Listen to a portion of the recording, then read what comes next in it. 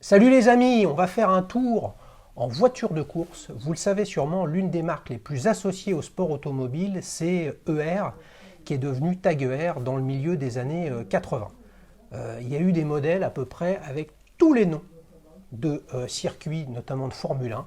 Tout le monde pense bien évidemment à la Tag Heuer Monaco. Eh bien non, ce n'est pas de ce modèle dont on va parler, ni de la ER Jarama ou de la ER Daytona, ou de la ER et Tag Heuer Silverstone, c'en est une autre, probablement l'un des plus grands, si ce n'est le plus grand circuit de Formule 1 au monde, Monza. C'est aujourd'hui Emilien, un autre Emilien, qui va nous parler de sa Tag Heuer Monza. C'est parti pour un nouvel épisode de Petite Montre entre amis.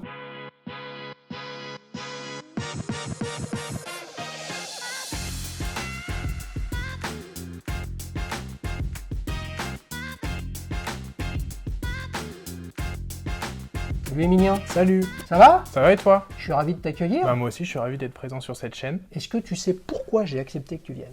Non. Deux raisons. De nouveau un Emilien, les amis, il me dit, je m'appelle Emilien, je postule comme l'autre Emilien qui a présenté la Tag Heuer Aqua Racer, et puis parce que une Tag Heuer Monza, d'abord c'est une belle montre, et puis elle n'est pas passée sur la chaîne. C'est vrai, tout à fait. Alors tu nous la montres? Bien sûr. Oui, oui, oui. J'ai l'impression qu'il y a un très très beau bracelet également. Merci.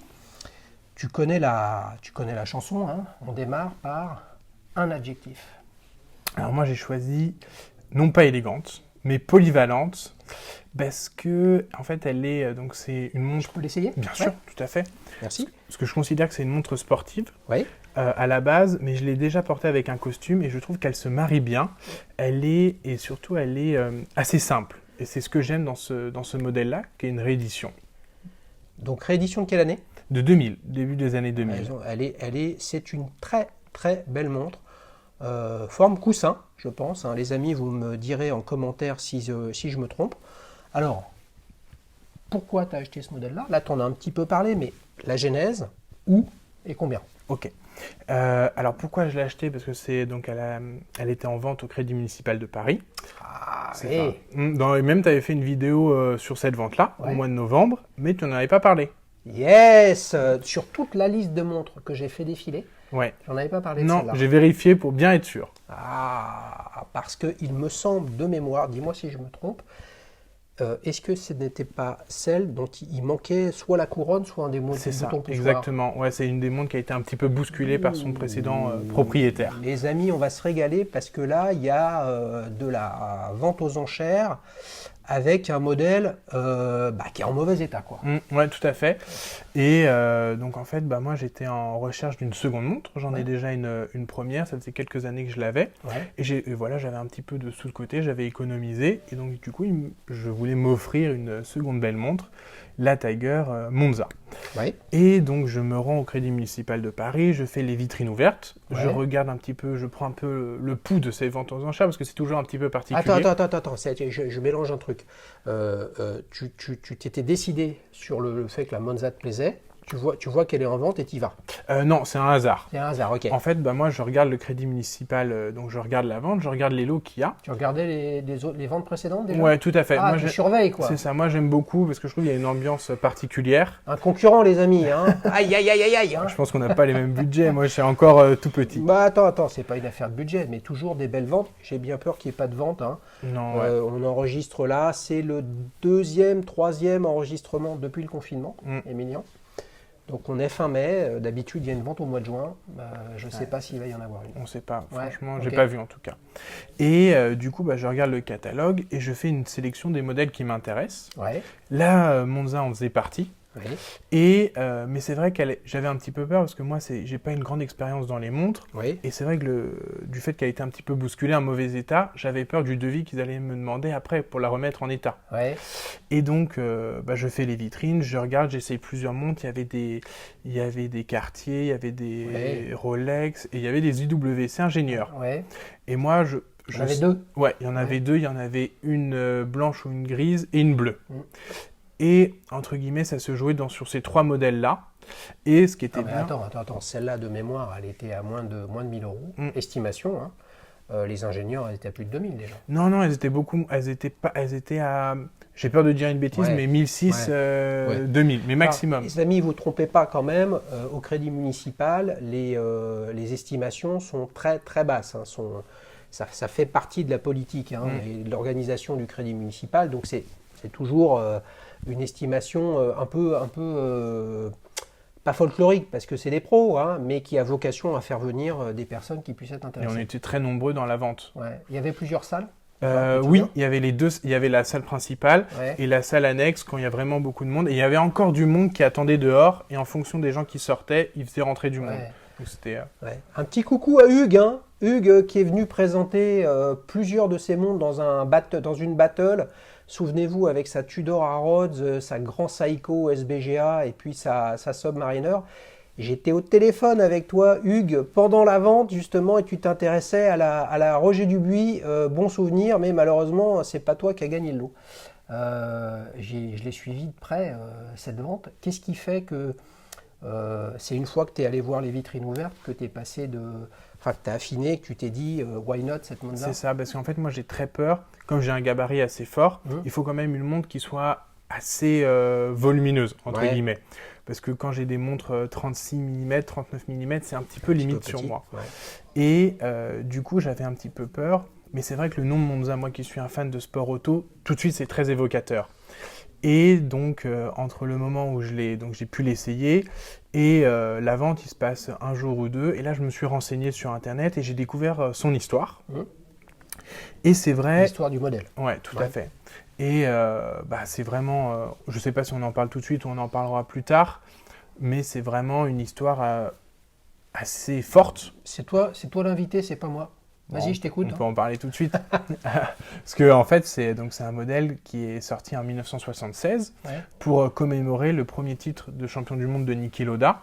Niki Lauda, c'est pour moi un des plus grands pilotes automobiles. Il a été 3 fois champion du monde et notamment chez Ferrari, c'est ma marque entre guillemets de cœur. C'est mon rêve ultime dans la vie d'avoir une Ferrari. Si j'ai la chance d'en posséder une, ça serait formidable.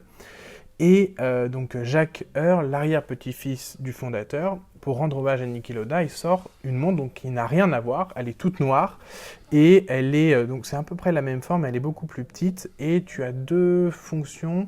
Tu as pulsomètre, tu me corriges si je me trompe. Je sais pas. Les amis, vous savez, on enregistre en direct, donc parfois on dit des conneries et vous me dites c'est des conneries. Eh non, c'est le dit direct. Mais je veux pas avoir le son de la trompette. Si, on lui enverra de la trompette, vous inquiétez pas. Mais trompette c'est bien, ça veut dire que c'est bien. C'est ouah. Ouais, c'est pas terrible. Ça j'espère l'éviter. On verra au quiz tout à l'heure. On verra. Et donc elle est vraiment pour moi extrêmement belle parce qu'elle est toute noire.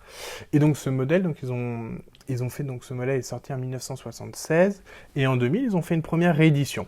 Donc c'est celle-ci, elle existe en fond blanc comme la mienne et en fond noir. Et donc là, moi ce que j'ai trouvé d'assez sympa dans cette montre-là, c'est qu'elle est entre guillemets un petit peu vintage parce qu'il n'y a pas le nom tag Heur, il y a juste Heur, tout simple. Il n'y a pas de fioritures et c'est ce que entre guillemets j'aime de plus en plus. Parce que c'est une montre qui est assez simple, chronomètre, donc c'était mon premier chronomètre. Et voilà, c'est... Chronographe, pardon. Là, je vais lui envoyer la musique. Et donc, du coup, c'est ces arguments-là qui ont fait que j'ai plus penché vers cette montre-là que sur ses rivales, pour moi, les rivales qui sont les IWC ingénieurs. Le jour de la vente, tu veux dire. Le jour de la vente, c'est ça. Clairement, là, avec ce que tu nous racontes, on voit bien que... En plus d'avoir un petit problème avec les montres, il semblerait que tu aies un petit problème avec les bagnoles. C'est ça. Évidemment, il n'y a pas photo. Moi, je lui vois un look vintage. Alors, c'est vrai, si on ne le sait pas, tag ER, voilà. Donc ça, c'est plus pour quelqu'un qui a un regard affûté. Je pense que ce qui la rend vintage, pour moi, c'est la forme du boîtier coussin, comme ça, avec des toutes petites devances, et qui est, comme tu le dis, c'est une petite grosse montre, ou une grosse petite montre dans le bon sens du terme. Est-ce que tu peux nous rappeler quelles étaient les estimations de cette montre ? J'ai peur de te dire une bêtise. Grosse maille, t'inquiète pas, les amis, ils vont vérifier. C'est ça. Et tu auras droit à un commentaire si tu te trompes. C'est ça, je fais confiance à la communauté pour... je pense que c'était entre 500 et 900 euros. Il me semble, hein, mais je suis pas sûr. Ouais, et elle est partie à combien? Je l'ai acheté beaucoup plus, je l'ai acheté à 1200 euros. Ouais. Mais entre guillemets, moi quand je vais aux ventes aux enchères du Crédit Municipal de Paris, je me prépare parce que c'est vrai qu'il y a un peu la folie d'une vente aux enchères et on peut se laisser porter. Ouais. En plus, moi j'étais avec deux très bons amis à moi et donc il fallait que, entre guillemets, je ressorte avec un lot vainqueur. On ne peut pas convier ses amis et repartir sans rien. Elle passait avant ou après les IWC? En fait, juste avant. Juste avant. Tu l'aurais pas eu, tu serais allé sur les IWC? Ouais. Parce qu'en fait, elles sont parties bien moins cher que je le pensais. Ouais. Elles sont parties, sans te dire de bêtises, à 2000 euros. Après, auquel il faut rajouter les frais. Mais Attends, je le rappelle, hein, les frais au crédit municipal quand vous êtes sur place, c'est 14,4%. C'est 2 fois moins que globalement les 28 ou 30% dans les autres maisons de vente. Si vous enchérissez en ligne, ce qui n'était pas ton cas, ce que je fais moi, par exemple, je vais aux vitrines ouvertes, mais j'enchéris en ligne. Vous avez de mémoire peut-être 3% de frais additionnels à vérifier sur le site de Interenchères.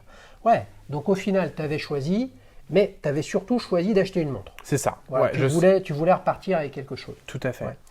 Lors des vitrines ouvertes, qui sont très sympas, et le staff sur place, Guy Cobrin, qui est l'expert au tribunal, avec son équipe, sont vraiment très sympas. Vous pouvez vous poser toutes des questions. Tu as discuté un petit peu avec eux justement par rapport à ta crainte de waouh, mais combien ça va me coûter en révision et en SAV ça. Non. Tu leur as posé la question? Non, j'aurais pas posé la question. Je t'invite la prochaine fois que tu y vas, d'ailleurs, comme c'est avant, tu ne sais pas si tu vas enchérir, tu ne sais pas combien même si tu enchéris, si tu vas remporter un lot, discute avec eux, etc. Et je vous dis ça, ça vaut ce que ça vaut, entre guillemets, mais quand vous posez la question aux experts qui ont regardé les montres, qui les ont ouverts, qui ont donné des prix, etc., vous posez la question cash, tout de suite. Je veux dire, comment elle est positionnée, qu'est-ce que vous en pensez, à quel prix ça va se jouer, etc. C'est leur métier de savoir et d'essayer d'anticiper ce qui va se passer. Après, il peut y avoir un acheteur qui, de toute façon, c'est celle-là qu'il veut, peu importe les raisons, parce que la référence derrière, c'est sa date de naissance, entre guillemets. Là, de toute façon, il aurait mis beaucoup plus que les 1200 euros que toi, tu as mis. C'est ça. Tout à fait. Donc, tu repars. Donc, tu gagnes le lot. Tu repars avec? Je repars avec, mais j'ai une petite frayeur. Je te l'avoue. Oui, là, il va avoir la trompette, là.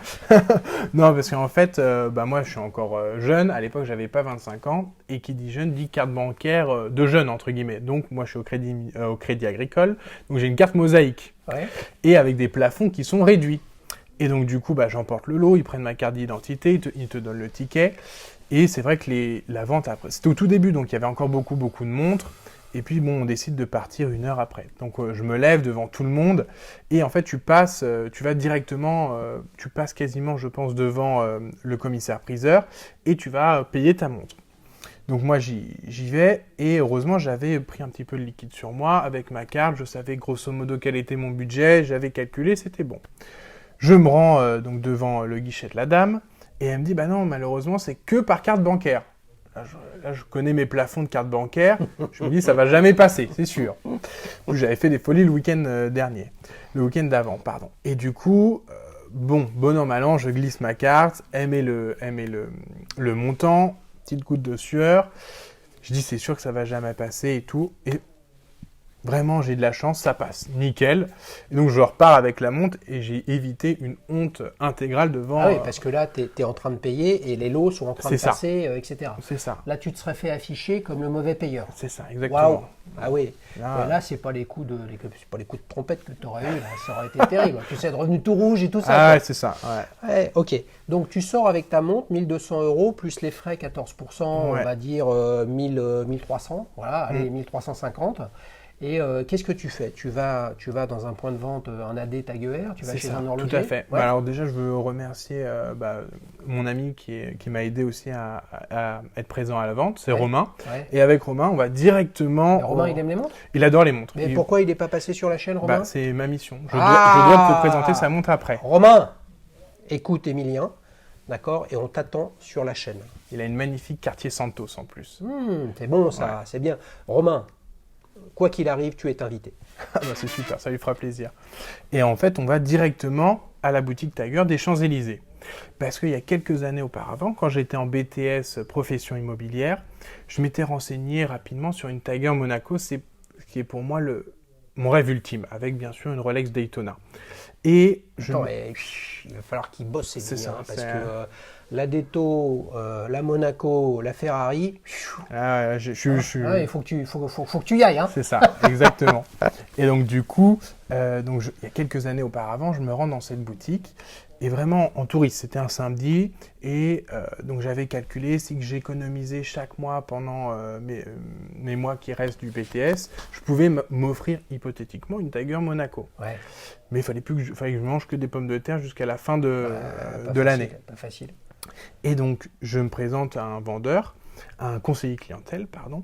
Et là il m'explique, il m'a fait un accueil mais vraiment royal. Et je tiens à le remercier aujourd'hui. Il s'appelle Eric Emmanuel. Il est d'une gentillesse extrême.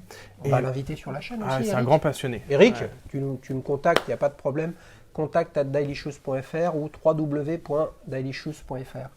Et donc du coup, il m'explique toute l'histoire de la Monaco. Parce que moi, je suis assez novice en horlogerie. Ouais. Et c'est pas grave. Non, donc il m'a vraiment superbement expliqué. On a passé 1 heure ensemble à discuter, vraiment comme on fait aujourd'hui.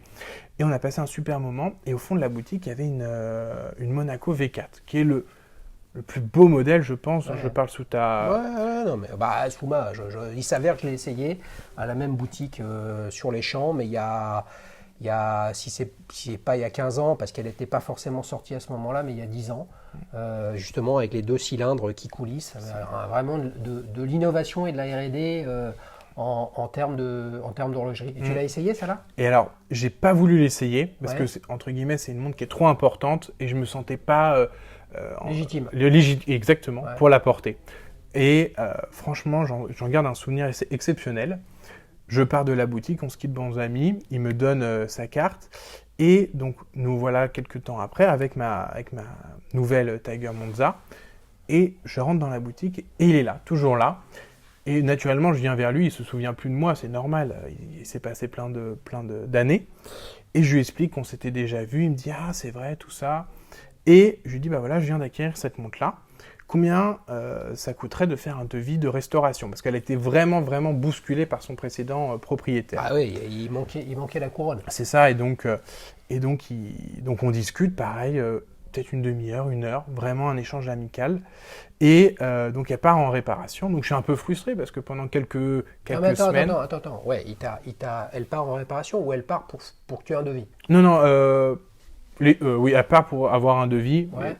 Pour moi, en fait, quand tu achètes au Crédit Municipal de Paris, tu n'as pas de papier, tu n'as rien. Ouais, t'as rien, ouais. Et donc, je voulais absolument faire un devis chez Tiger et faire les réparations chez Tiger pour qu'elle soit, entre guillemets, qu'elle rentre dans la boucle. Ouais, d'accord. Et pour avoir une carte et tout. Et donc, du coup, le devis, il m'envoie quelques jours après le devis. Bien sûr, je fais les réparations. Les fêtes de Noël se passent et j'ai toujours pas ma Tiger. Et je la récupère que début janvier. Et depuis, nous sommes en mois de mai 2020 et depuis, je vis un rêve, entre guillemets, éveillé avec cette montre-là. C'est super. Magnifique histoire, les amis. Hein, vous voyez, on passe... Il y a l'excitation de la vente aux enchères, l'incertitude, parce que à peu de choses près, tu allais chez IWC rue de la Paix et tu ne revoyais pas comment s'appelle-t-il? Eric Emmanuel. Eric Emmanuel, mais tu es quand même bienvenu, même s'il était allé chez IWC. Ça, c'est vraiment sympa. Donc, une belle histoire de passion et d'excitation pour obtenir cette montre. Combien ça t'a coûté parce que je la regarde comme ça, elle est nickel, hein, et je me souviens que je l'avais regardée, donc forcément elle a été polie, etc., ce qui est une bonne chose. Hein. Le polissage, les amis, c'est pas forcément une connerie. Combien ça t'a coûté? Parce qu'ils t'ont fait l'ensemble, ils t'ont poli, ils t'ont révisé et ils t'ont changé la couronne. C'est ça. Ça m'a coûté 500 €. 500 €, ok. Je trouve acceptable. C'est acceptable. Donc tu as fait 1200 plus les frais, 1350, plus 500 €, 1850. Elle est à combien sur le marché? Aux alentours de... Ça dépend, parce que maintenant sur Chrono 24, tu as tellement de références, mais elle est dans ces prix-là. Elle est dans ces prix-là, ok. Quel effet ça te fait d'acheter finalement aux enchères, au même prix, avec l'incertitude de l'enchère, quelque chose que tu aurais pu acheter neuf? Il y a une histoire à raconter, ce qui est déjà bien. Et puis ouais,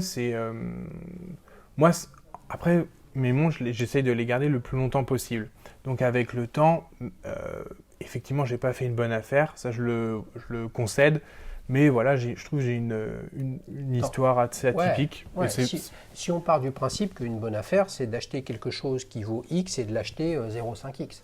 Tu vois ? Non, mais je l'ai un peu taquiné sur la question, les amis. Moi, je trouve que c'est 10 000 fois plus intéressant et passionnant et excitant d'acheter la montre telle que tu l'as achetée que de se faire chier sur Chrono 24, excusez-moi les gros mots, chez un revendeur, etc. Parce que au final, si ton parcours passait pas par le crédit municipal ou une vente aux enchères, entre guillemets, bah de toute façon, tu n'aurais pas acheté de Monza. Puisqu'en fait, c'est un moment ou un autre, il y a la vente, je regarde ce qu'il y a 3-4 modèles qui me plaisent, plutôt 2, l'ingénieur IWC ou celle-là, etc. Donc en fait, c'est ça qui fait que tu es allé sur ce modèle. Sinon, bah, le jour où tu as envie de t'acheter une montre, tu vas sur Chrono 24, il y a tous les modèles, et puis c'est quoi la suite ? Tu vois, il n'y a pas beaucoup d'émotions. Là, il y a vraiment une très très belle histoire sur le sujet.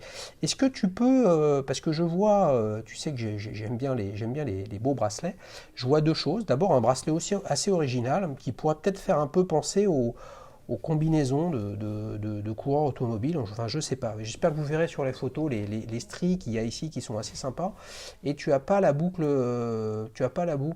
Tag Heuer. Voilà. Donc là, Autodromo. Cuir véritable en italien. Tu as trouvé ce bracelet où ? Sur des recherches sur Internet. Ouais. Alors, je ne me souviens plus le nom du blog, mais c'est quelqu'un qui a une montre que j'apprécie énormément. C'est une Omega Speedmaster Schumacher. Ouais. Il me semble qu'elle est rouge, la sienne. Ouais. Et du coup, il a le même bracelet, donc je l'ai recopié, mais lui, il a pris le bracelet rouge. Moi, j'ai longtemps hésité entre rouge et noir, mais je me suis dit, voilà, pour qu'elle soit, entre guillemets, plus facile à porter dans toutes circonstances, il faut mieux prendre un bracelet noir. Bien sûr. C'est vraiment, franchement, c'est super réussi, le bracelet, je ne connaissais pas ce style, c'est vraiment bien. Le seul petit reproche que je pourrais lui faire à cette montre, c'est qu'elle est un petit peu épaisse. Voilà. Mais elle est sportive, elle est masculine, c'est un chrono, donc ma foi, je pense que c'est une belle réussite. Bien évidemment, les amis, on vous attend en commentaire pour nous expliquer ce que vous en pensez. C'est un mouvement, je pense, assez standard sur le marché, soit un Valjoux, soit un ETA, enfin je pense, ça m'étonnerait que ce soit différent. Comme tu as parlé de Ferrari, tu parles de Schumacher, etc. Bon, le mouvement qu'il y a dedans, c'est quelque chose qui est important pour toi ou aujourd'hui pas forcément beaucoup, demain un peu plus. Enfin, quel regard tu as sur le moteur ? Ça. En fait, moi pour l'instant, je suis assez. Ça fait que quelques mois, que quelques années que je regarde vraiment les montres. Je deviens de plus en plus passionné, mais j'en suis pas au point. J'ai pas encore assez acquis d'expérience pour connaître bien les calibres. Mais je sais que ça viendra certainement dans quelques mois, dans quelques années, quand j'aurai un petit peu plus approfondi l'expérience. Pour l'instant, moi, je me concentre sur l'histoire. Et parce que pour moi, l'histoire, c'est une de mes passions et c'est vraiment quelque chose d'important. Pour moi, l'histoire d'une montre. Ok. Mais est-ce que tu es prêt ? Attention. Est-ce que tu es prêt à faire, attention, je challenge là, est-ce que tu es prêt à imaginer qu'en fait, les années passent et que finalement, ce qu'il y a à l'intérieur, d'abord, c'est d'un niveau de complexité qui est absolument astronomique. Donc, c'est extrêmement, apparaître un horloger ou ingénieur, bon, c'est faire la différence, c'est compliqué.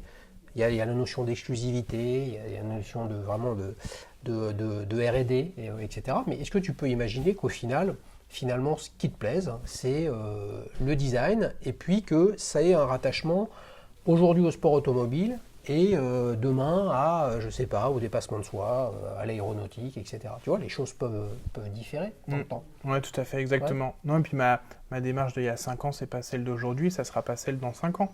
Donc c'est ce qui est bien aussi, moi j'aime beaucoup apprendre. Et l'horlogerie, c'est un domaine où j'ai encore énormément de choses à apprendre et je suis ravi d'avoir tant de chemin à parcourir. Les amis, je m'adresse à tous les Émiliens qui regardent la chaîne. Le prochain Émilien, il va falloir qu'il soit bon parce que pour nous vendre du Tag Heuer, ils sont quand même sacrément forts. Tiens, je te la rends. Merci beaucoup. Et ça nous permet de passer à la deuxième partie de cette émission, Souvenir. Alors, tu disais que tu avais 25 ans il y a 2 ans, donc tu as 27 ans? Non, aujourd'hui j'ai encore 25 ans. Ah, d'accord. Ok, bon, bah tu es tout jeune, hein, c'est super. En tout cas, tu es vraiment inscrit step by step un peu dans ton aventure horlogère. C'est vraiment sympa et très très belle montre, hein, les amis, quand même. Je ne sais pas ce qu'il a d'autre, il nous dira tout à l'heure. Merci beaucoup. Est-ce que tu te souviens comment tu as démarré dans l'horlogerie, ton plus lointain souvenir? Alors, mon plus lointain souvenir, oui, je m'en souviens. Ouais. J'étais au collège et donc c'était les périodes de Noël. Ouais. Il faut un cadeau et mes grands-parents ils voulaient m'offrir un cadeau. Je ne savais pas trop quoi choisir. Je me suis tourné vers une montre et je l'ai toujours. Alors c'est plus la même. Parce les gars, ils sont pas très nombreux ceux qui viennent avec leur première montre. Hein. Alors là je vais me faire. Donc j'étais au collège, donc c'est une Armani toute simple, voilà. Et je me souviens, j'ai des bons souvenirs avec celle-ci, avec cette montre-là. Hop, je t'en prie. Alors elle n'a aucun intérêt horloger, mais pour moi, elle est synonyme entre guillemets, de mes grands-parents. Parce que c'est mes grands-parents qui me l'ont offert et j'ai vécu toutes mes années collège avec. Entre guillemets, j'en suis toujours un petit peu fier parce que je trouve qu'elle a pas tant vieilli que ça. Peut-être le bracelet, elle est assez simple, assez pure dans son design et je pourrais encore tout à fait la porter aujourd'hui. Et en fait, ça veut dire que tu la portes plus du tout? Non, je la porte plus du tout parce que entre guillemets, quand tu as des montres automatiques, c'est toujours délicat de faire machine arrière. Et entre-temps, du coup, un jour, on a été cambriolé il y a quelques années et cette montre-là est partie. Et j'étais tellement déçu, non pas par la valeur ça vaut rien maintenant une montre comme ça, mais vraiment de perdre un souvenir de mes grands-parents que j'ai décidé d'en racheter donc le même modèle exactement sur le bon coin, peut-être au gars qui était venu chez moi et qui l'avait dérobé. On ne sait pas. Il faut espérer que non, mais en tout cas, c'est un bon truc. Mais ça veut donc dire que finalement, ce sera à jamais, entre guillemets, cette première montre ou première belle montre. Peut-être que tu as eu une flic-flac ou je ne sais quoi avant, une Ice Watch, etc. Je veux dire, au final, ce qui compte, c'est le souvenir. Mais tu vois, alors, je ne sais pas si demain, si on me propose, je vais le mettre en commentaire. Voilà. Dois-je accepter un invité avec une marque de montre dite fashion? Voilà. Armani, Dolce Gabbana, c'est-à-dire des gens qui vendent des montres en fait qui sont fabriquées sous licence et qui ne sont pas issus du monde horloger. Dites-moi si je dois le faire, oui ou non. Qu'est-ce que tu penses de la marque Armani? Est-ce que ça fait que tu as une affection particulière avec Armani? Non, ou pas du tout. Pas du tout. Pas du tout. Après, je sais pas, je devais avoir 13-14 ans qu'on me l'a offert. Mes goûts, ils ont changé. Ouais.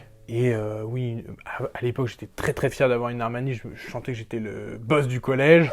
Bon, maintenant, c'est plus du tout le cas. Mais je sais pas si c'est trompette ou canard là. Hein.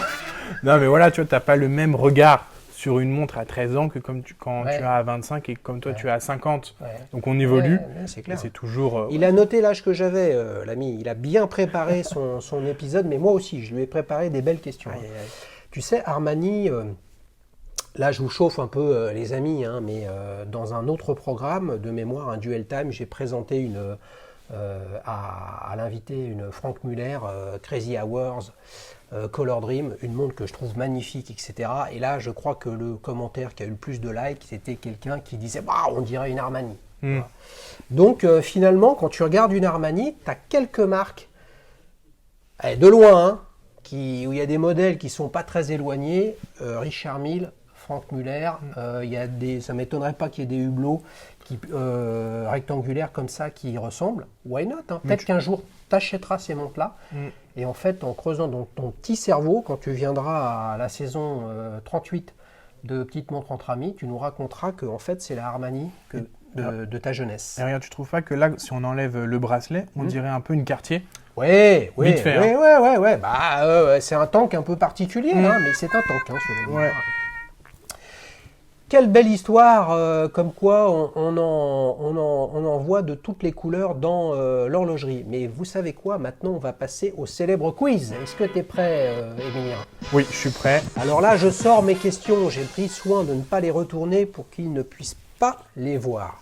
Alors, je t'ai concocté 2 questions sur l'icône de Tag Heuer et de Heuer, la fameuse Monaco. Non pas le Monaco, les amis, même si on aimerait que les bars et les cafés, restaurants puissent ouvrir pour se prendre un bon petit Monaco, mais la Monaco. Alors, t'es prêt ? Première question. Fin 1970, ER commercialise une Monaco dont le boîtier est noir. Elle se surnomme, réponse A, Dark Vador. Réponse B, The Dark Lord. Réponse C, Black Panther.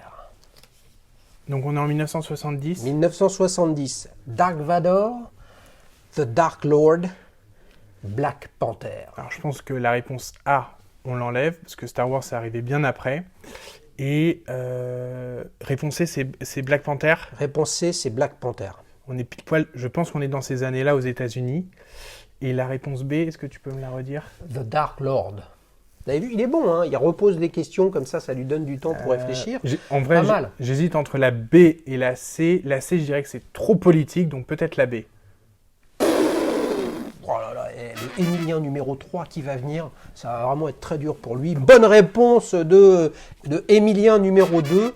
Et oui, Black Panther, c'est un mouvement politique hein, pour on va dire les droits civiques des Afro-Américains. Dans ces années-là, hein, milieu des années 60, années 70, donc c'était pas ça. Et puis Dark Vador, là tu m'aurais dit Dark Vador, faut pas déconner non plus. Et non, The Dark Lord, une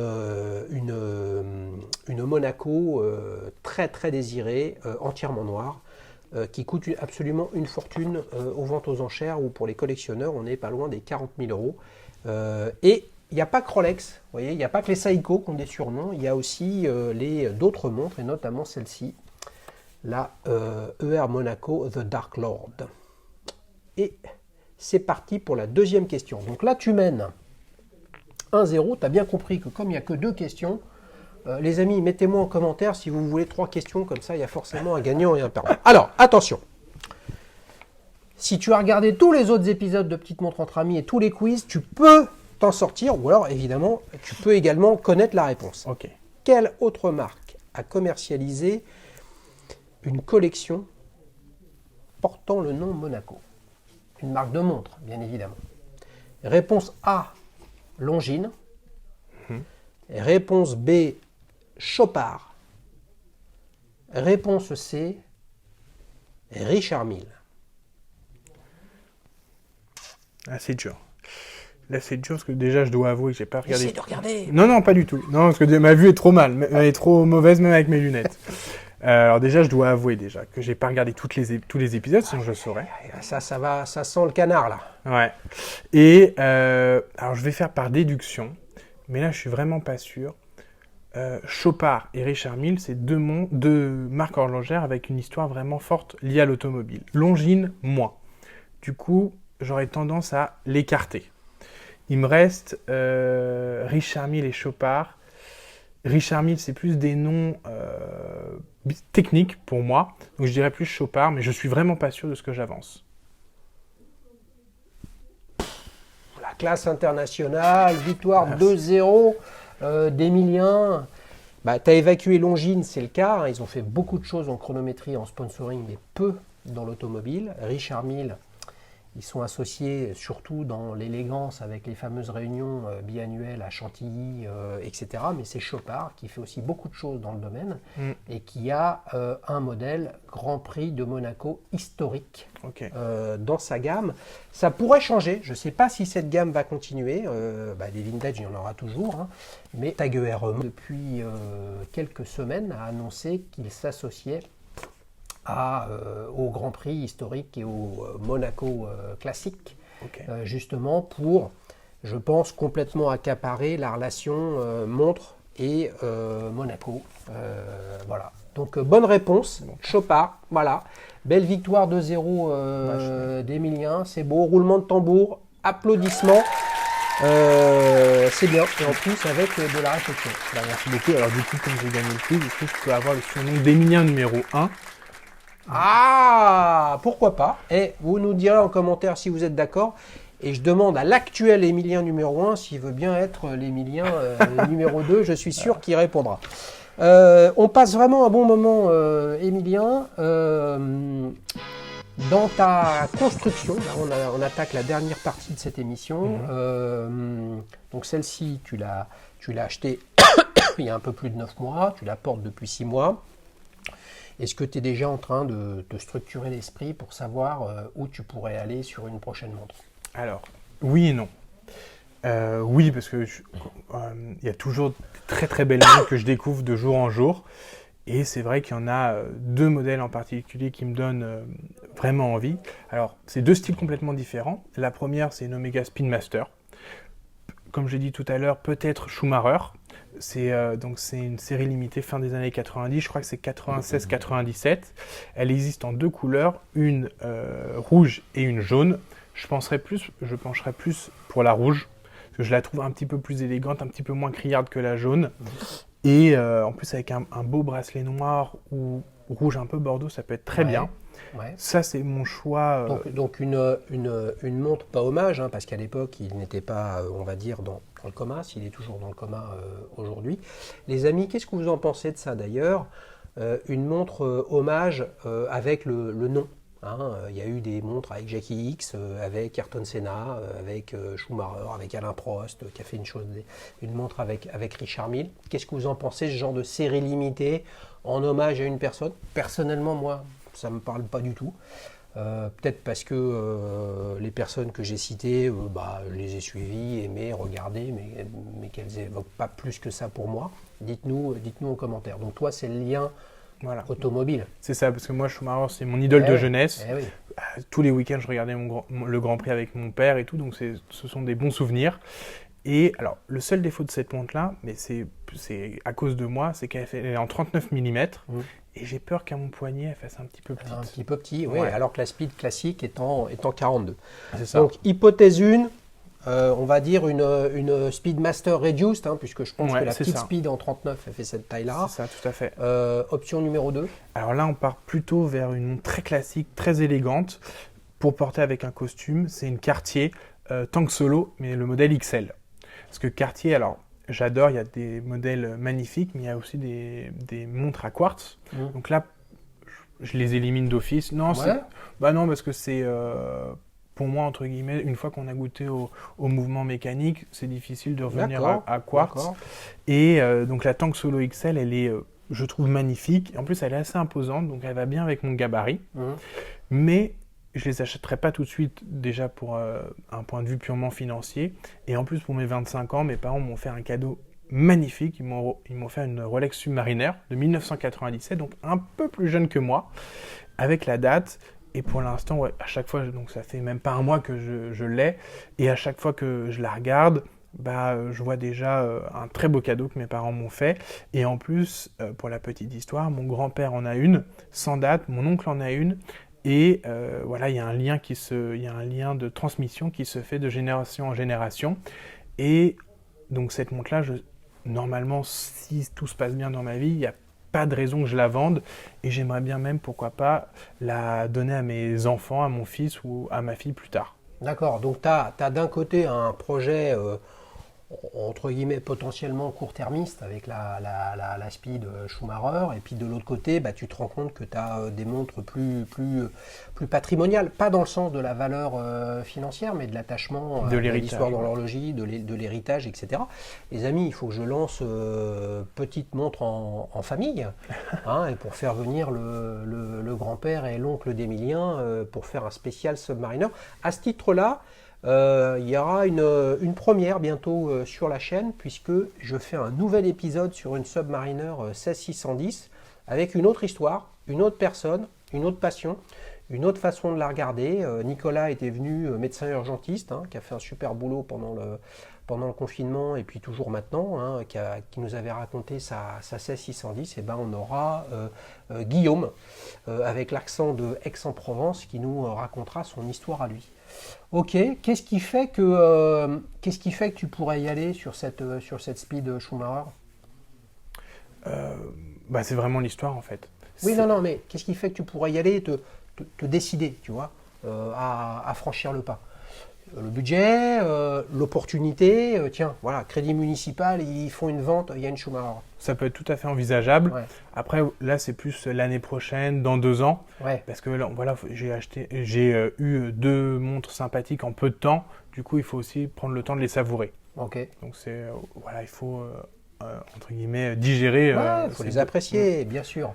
Les amis, on s'est une nouvelle fois régalé. Enfin, je ne sais pas pour vous, mais moi, je me suis absolument régalé. On a vraiment des Émiliens qui sont très très bons. On a Eric, peut-être, qui viendra. On a une Cartier Santos. C'est ça. Qui va venir. Maintenant, obligé, on parle de toi. Je ne sais pas comment tu t'appelles, mais en tout cas, Romain. Et maintenant, on sait que tu vas venir. Faut quand même que tu m'envoies, comme vous tous, un email sur contact@dailyshoes.fr ou alors un formulaire sur www.dailyshoes.fr avec le modèle de la montre dont vous avez envie de parler, quelques informations pour vous, votre numéro de téléphone. On en discute comme on l'a fait avec Émilien. On se donne rendez-vous et puis on enregistre comme ça en une scène, un live de petites montres entre amis pour passer du bon temps, parler de ce que l'on aime. Et pour s'éclater, allez, je vous dis à bientôt. Salut Émilien, merci, ciao.